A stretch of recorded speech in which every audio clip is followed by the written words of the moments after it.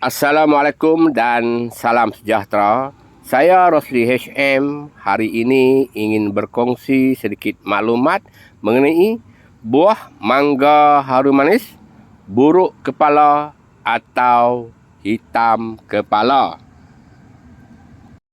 Kebiasaannya terdapat dua keadaan buruk kepala atau hitam kepala. Pertamanya, hitam kepala selepas kita peram, dan kedua, hitam kepala semasa kita kutip. Ini contoh buah buruk kepala selepas kita peram, dan ini pula contoh buah hitam kepala selepas kita kutip. Buruk kepala atau hitam kepala berlaku disebabkan oleh penyakit kulat. Penyakit kulat terjadi kerana hujan yang berpanjangan. Air hujan masuk melalui tangkai dan berkumpul di kepala buah.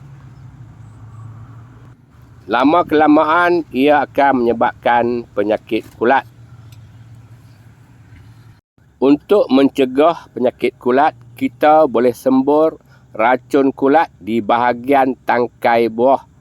Air racun akan mengalir masuk dan bertakung di bahagian kepala buah.